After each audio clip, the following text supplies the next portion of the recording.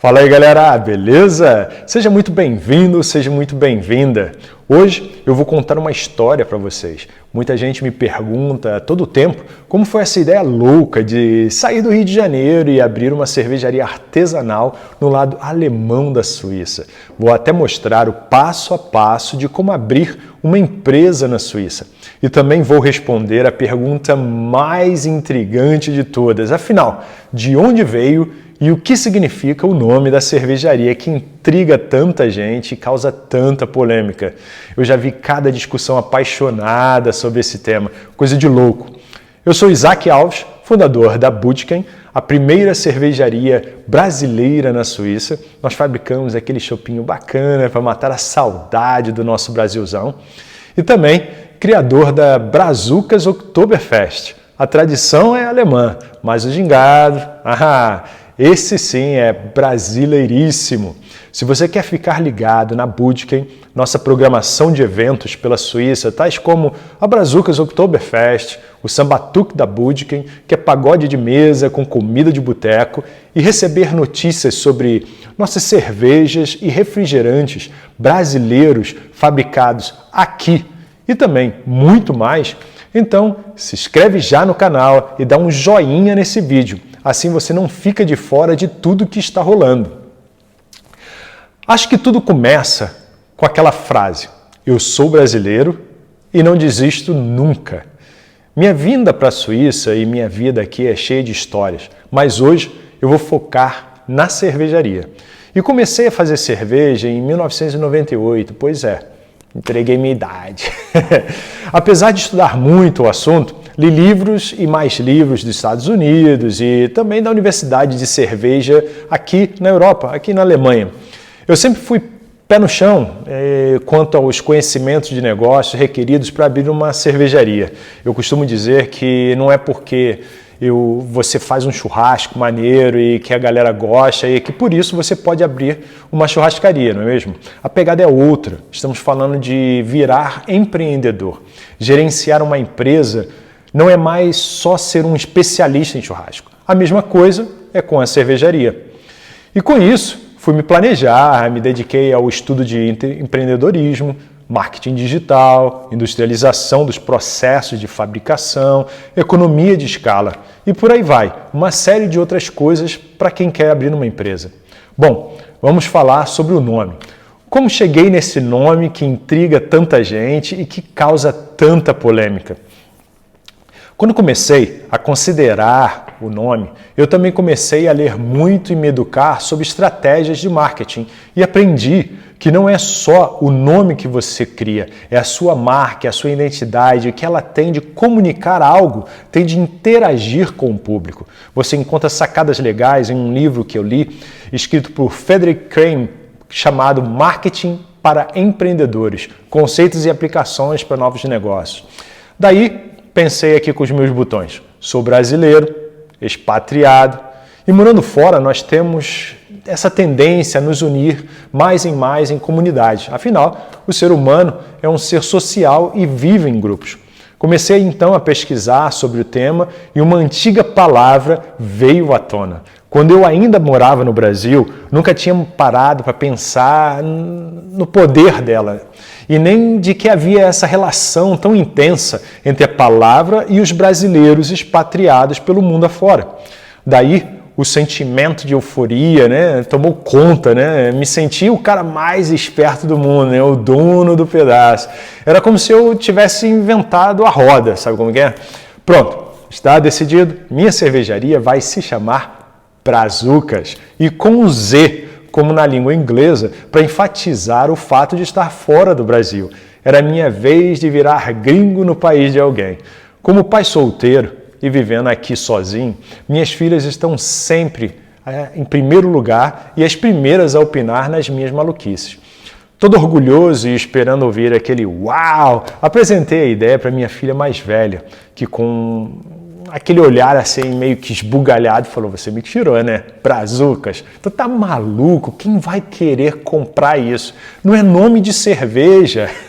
Logo mais e mais pessoas começaram a confirmar a mesma coisa em todo lugar que eu apresentava essa ideia. Sabe aquele som de disco arranhado, batida de carro ou até mesmo de comédia? Pois é, foi direto no cérebro, sabe? Você não pode imaginar a minha decepção comigo mesmo. Foi que nem no desenho, sabe? Fui diminuindo, fiquei pequenininho. Pois é, mais ou menos por aí. Como aquilo podia ser tão óbvio e só eu não havia me dado conta disso? Voltei para a minha estratégia, na frente do computador, cerveja na mão, passei a noite pesquisando palavras. Baixei os dicionários em português, inglês e alemão. Selecionei todas as palavras que existiam, começando com B. E esta é uma sacada muito importante da minha marca. E mais adiante, aqui nesse vídeo, eu vou te dar uma explicação do porquê. No final, nenhuma palavra serviu. Daí veio a minha conclusão. Se a minha filha criou o problema, agora ela tem que resolver. Como ela gosta muito de cães, comecei a procurar inspiração nessa área. E olha que loucura! Comecei a procurar histórias de cães expatriados. Eu estava obcecado com a ideia. Navegando pela internet, eu achei um cachorro muito bonito. Ele é da raça inglesa chamada Cocker Spaniel, de cor dourada. E olha isso, ele também é um expatriado, só que nos Estados Unidos. Ele ficou muito famoso em concursos de beleza para cães e os filhotes dele também viraram campeões, né? Desta vez, eu fui mais estratégico. Apresentei primeiro o cãozinho para minha filha, depois que ela ficou super fã, super apaixonada pelo bichinho, eu falei, então, estava pensando, gostei muito dele. Por que não chamar a minha cerveja de Budken? Também achei o nome tão legal. O que você acha, filha? Voilá! O nome foi aprovado de imediato e sem comentários. Isso mesmo que você ouviu. Tudo começou com um cachorrinho. Bom, ufa! Agora o primeiro marco havia sido conquistado. É interessante que muita gente acha que Budken nasceu da mistura de Budweiser e Heineken, as duas maiores cervejarias do mundo. Quando eu ouvi isso a primeira vez, não pude acreditar, mas depois aceitei que faz um certo sentido pensar assim. Na realidade, esse nome gerou muita controvérsia. A conversa já ficou meio quente entre fãs da Budken e outras duas cervejarias. Tiveram também situações muito engraçadas envolvendo o CEO de uma mega cervejaria que disse que eu era o marqueteiro de primeira por ter idealizado a junção desse nome. Pobre coitado, eu nunca revelei a ele que era o nome de um cachorro. Eu preferi, vamos dizer, curtir meus 5 minutos de fama. Deu até branco quando outra mega cervejaria abriu um processo contra a minha trademark. Te explico isso mais tarde, vamos falar disso mais tarde. Com o tempo, eu descobri que Budken também é um nome de família. O primeiro que encontrei foi William Budken, que imigrou do país de Gales para a Inglaterra em cerca de 1789. Depois disso que encontrei outros registros, muitos mais registros sobre Budken desde 1500. Interessante também dizer que é só você fazer uma pesquisa, uma busca no Facebook que você encontra muitas pessoas chamadas Budken, principalmente na Ásia. Parece ser um nome bem comum por lá. Agora vamos falar em como cheguei nas cores da cerveja. Com certeza, você tem de cabeça as cores da bandeira do Brasil, certo? O uso das cores é muito importante no desenvolvimento da identidade visual da sua marca. Ele une sentimentos, expressa um conceito, constrói uma ideia coletiva. No livro As Cores que Importam, Marcas de Identidade, publicado pela Sandpoints, você passa a enxergar melhor essa relação. Eu li e recomendo muito. Eu sou um cara muito nacionalista. Acho que, como para todo brasileiro, como naquele slogan antigo, orgulho de ser brasileiro. Tenho muito, sim. Acho que o nosso povo tem muito a superar, mas é um povo criativo e de fibra, com uma cultura nova, mas muito linda. Me orgulho muito da minha origem tupiniquim, e é isso mesmo. Sou bisneto de índio, acredite. Com isso, criando um produto para expatriados brasileiros, eu tinha de fazer evidência às cores da bandeira do Brasil. Como a cerveja por si só já carrega a cor amarela, que simboliza as muitas riquezas naturais do nosso país, eu decidi então que a garrafa tinha de ser verde, o que simboliza as nossas matas, nossas florestas, que ocupam um espaço tão grande, tão querido nos nossos corações. Agora você entende por que eu mostro tanto a garrafa ao lado do copo de cerveja, o verde e amarelo. Lá você vê imediatamente o nosso verde, o nosso amarelo, sacou? Mas não podia faltar o branco, que simboliza o desejo de paz e uma vocação natural do nosso país de ter uma atitude pacífica no cenário da política mundial. Tudo que está escrito na garrafa leva a cor branca. Mas fiquei na mão, foi na hora de achar o que fazer com o azul, que simboliza os céus e os muitos rios brasileiros. Não tinha como encaixar essa cor em lugar nenhum. Mas, mais tarde, para compensar, criei uma cerveja que só com esta cor. Falo sobre isso na continuação, quando explico as cervejas e refrigerantes brasileiros que fabrico aqui na Suíça. Bom, daí criar um logo foi algo que me surpreendeu. Resumir minha cerveja, marca, mensagem, toda em um símbolo só foi um desafio. Explicando tudo isso agora vai lhe parecer fácil e lógico, mas quando eu pensei em criá-lo do zero foi algo meio difícil saber por onde começar. Outra sacada que posso lhe dar dos livros que li é o livro Logo Cria Paixão, um guia para criar marcas célebres do autor David Ayery. Aprendi muito com esse livro também. De volta àquela questão da representatividade e da conexão com o Brasil aqui na Suíça, que é tão importante para todos os expatriados, não só aqui, mas em todo lugar no mundo. Lembra do começo, quando falei que procurava por um nome, que eu baixei o dicionário alemão, português, inglês, mas separei somente as palavras começadas com B? Sabe por quê? Por causa do B de Brasil, lógico. Tinha que ter um link ali. Para mim, era muito importante estabelecer essa conexão.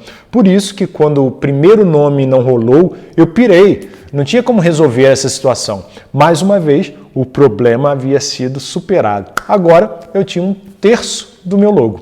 Bom, B de Brasil, beleza. Mas como eu coloco a cerveja nessa jogada? Pensei e pesquisando descobri outra coisa muito legal, que um dos símbolos mais usados pelas cervejarias teve seu começo no tempo do Império, quando essas enviavam cervejas em barris de madeira para o rei. Então, nesses barris eram gravados o símbolo de uma coroa, daí criando essa associação de alta qualidade da cerveja. Desde então, muitas e muitas cervejarias não só usaram o coroa no símbolo, como muitas usam a própria palavra coroa como sua marca. E o grande finale são as pontas dessa coroa. Consegue adivinhar? 5 pontas, mas é claro, estamos falando de Brasil. Então, o que elas simbolizam? Isso mesmo, para celebrar o pentacampeonato brasileiro da Copa do Mundo. E é 5 é o nosso número de títulos quando comecei a cervejaria. Budken, sendo a primeira cervejaria na Suíça, ela tinha de retratar todos esses valores. Então, um B de Brasil, com a coroa do rei na cabeça e 5 estrelas da nossa seleção canarinho. Outra coisa que falou alto para mim na hora de criar uma cerveja para brasileiros na Suíça foi o fato de que aqui não conseguimos encontrar uma cerveja leve como no Brasil, aquele chopp refrescante do Brasil, descendo fácil, redondo, servido estupidamente gelado. Ô, saudade! Aqui, em geral, a cerveja é amarga e muito pesada e não é nada divertido beber assim. O brasileiro gosta de festa, de diversão, bate-papo. E normalmente as cervejas por aqui atrapalham o programa, atrapalham a relação. As cervejas locais são muito melhores para você quando come com cerveja, fazer harmonização com as comidas locais também, mas para bate-papo e diversão e harmonizar com comidas brasileiras, elas não funcionam bem definitivamente. São muito pesadas. No Brasil, estamos acostumados com cerveja leve para acompanhar um bom bate-papo. E uma feijoada gostosa, por exemplo. Não vai rolar uma Weizen P Daí criei uma cervejaria especializada em cervejas artesanais do estilo brasileiro, ou seja, cervejas de alta qualidade com puro malte, mas seguindo a Reinheitsgebot, lei alemã de pureza da cerveja. Tenho cervejas de todos os tipos, muitos sabores e com aromas muito intensos. Todas muito leves de beber e nenhuma delas é amarga. Mais do que um produto, minha preocupação sempre foi também em criar uma experiência agradável para a família de fãs da Budken, com uma missão de fazer a cerveja artesanal do tipo brasileiro acessível a todos, de forma simples de entender e fácil de se apreciar. Depois disso, a Budken já foi muito elogiada em jornais e revistas de grande circulação como Landbote, Südöst, e ganhou muitas e muitas revisões de 5 estrelas no Google. Algumas pessoas me perguntaram, mas Isaac, se você faz a sua cerveja aqui e comprou o seu material aqui, por que ela é considerada uma cervejaria brasileira? Adoro essa pergunta e é super fácil de responder. Olha isso. Se você aqui vai a um restaurante português, japonês, libanês, cantina italiana, churrascaria brasileira, bodega espanhola, você chama algum desses restaurantes de suíço? Não. Por quê? Apesar de a licença comercial ser local, ser suíça, a experiência que eles oferecem a você e a comida que eles fazem remete você aos países que eles representam, mesmo comprando os produtos localmente. A mesma coisa é a Budken, cervejaria brasileira, com cervejas de estilo brasileiro, feita por brasileiros e sempre nos eventos brasileiros por toda a Suíça. Não podia ser mais brasileiro que isso, não é mesmo? Outra coisa super importante para o empreendedor é proteger a sua marca fazendo registro dela. E essa foi uma dúvida, uma das situações mais inusitadas que já passei aqui na Suíça, criando minha cervejaria brasileira. Eu aprendi que a ignorância pode ser uma dádiva. Olha isso. Lembra que lá no começo do vídeo eu disse que uma mega cervejaria, e bota mega nisso, mega grande, abriu um processo contra a trademark da minha cervejaria. Então, um dia de bobeira, em casa, eu recebi uma ligação. Era de um escritório na Suíça francesa. A pessoa se identificou como os representantes legais dessa mega cervejaria, certificou-se de que estava falando comigo mesmo e mandou seco na minha lata. Alô? Gostaria de falar com o senhor Isaac Alves? Bom dia, sou eu mesmo. Aqui é o escritório ABC, representamos a cervejaria XYZ. Cara, eu nem sabia de quem se tratava. Eles não usaram o nome fantasia, usaram uma razão social, daí eu fiquei boiando totalmente. Eu não sabia com quem eu estava falando, né? Continuando, eles falaram: gostaríamos de lhe informar que o seu pedido de trademark infringe as leis internacionais de trademark e demandamos a imediata suspensão do seu pedido. No caso de não fazê-lo, nos próximos 5 dias, abriremos um processo contra a sua empresa. Daí eu parei e pensei, pô, viajou, não sabe com quem eles estão catucando, né? A onça com vara curta. Liguei para o Departamento Nacional de Trademark em Berna, expliquei a situação e eles me recomendaram acionar meus advogados rapidamente. Eu pensando, advogado é igual a mais dinheiro para gastar. Não. Chega, só sai dinheiro nessa parada. Bom, perguntei logo a ele o que eu posso fazer, posso me defender em vez de contratar um advogado.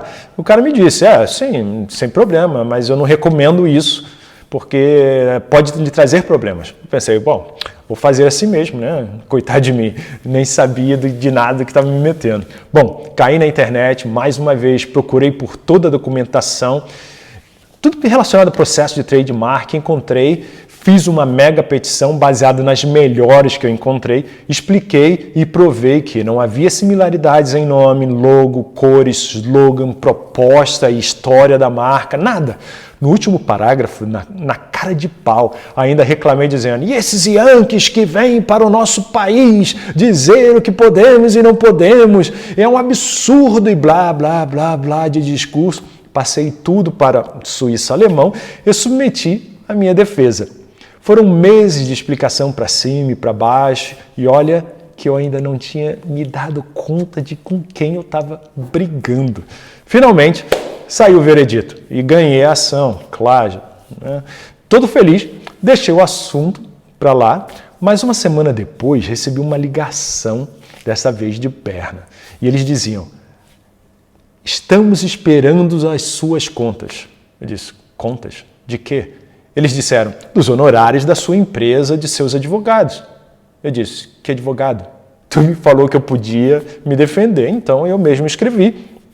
Fiz tudo, mandei, não tem custo nenhum. Sabe aquele silêncio sepulcral do outro lado da linha? Pensei até que o cara tinha assim, desligado. Imagina que o cara deve ter morrido umas 30 vezes, né, com a minha resposta. Bom, não demorou muito e eu recebi outra carta. Na verdade, uma cópia da carta que Berna havia enviado à outra parte, aquela mega cervejaria que havia perdido o processo. A carta dizia que a outra parte não precisava me pagar nada, pois eu os estava isentando de qualquer despesa. Aí eu fiquei pensando, e olha isso, quem perde tem de pagar? Ainda bem que eu ganhei, né? Não gastei nada com advogado. Lembra que eu disse que ignorância pode ser uma dádiva? Pois é, naquele mesmo período eu li uma notícia no jornal em que essa mesma mega cervejaria havia finalmente comprado uma concorrente para resolver um problema de trademark entre elas. E essa briga tinha se arrastado na justiça por anos e que eles haviam gasto mais de $1 bilhão nessa briga. Sabe quando você para tudo, o cérebro, a respiração, o coração, tudo congela? Eu fiquei totalmente petrificado, caiu a ficha. Eu reconheci a empresa e consegui dizer, meu Deus, obrigado. Lembra do que aconteceu no meu processo, que descobri que quem perde paga a conta? Bom, agora imagina, ou melhor, nem imagina, graças a Deus eu ganhei, né? Hoje eu guardo essa sentença em um pequeno quadro onde eu posso ver sempre. Serve para me lembrar de que sou brasileiro e não desisto nunca dos meus sonhos. Valeu, gente! Então é isso aí. Espero que tenham gostado de conhecer um pouco mais sobre a história da Budken, a primeira cervejaria brasileira na Suíça. Nos próximos vídeos eu vou falar sobre o chopp e as muitas cervejas brasileiras que fabricamos aqui na Suíça. Assim como os refrigerantes, que também fabricamos aqui com matéria-prima importada diretamente do Brasil. Vou falar também como nasceu a Brazucas Oktoberfest, uma festa tradicional alemã, mas repaginada para receber o swing, o gingado e a festividade brasileira, unindo culturas. Na descrição do vídeo, aí embaixo, tem um documento com passo a passo de como abrir uma empresa na Suíça, um resumão de tudo que eu fiz. Em todos os meus vídeos, eu vou dando dicas de como eu construí tudo. Se você quer ficar ligado na Budken, nossa programação de eventos pela Suíça, tais como a Brazucas Oktoberfest, o Sambatuk da Budken, pagode de mesa com comida de boteco, e também receber notícias sobre as nossas cervejas e refrigerantes e muito mais, então se inscreve no canal e dá um joinha nesse vídeo. Beijo no coração e te vejo na próxima!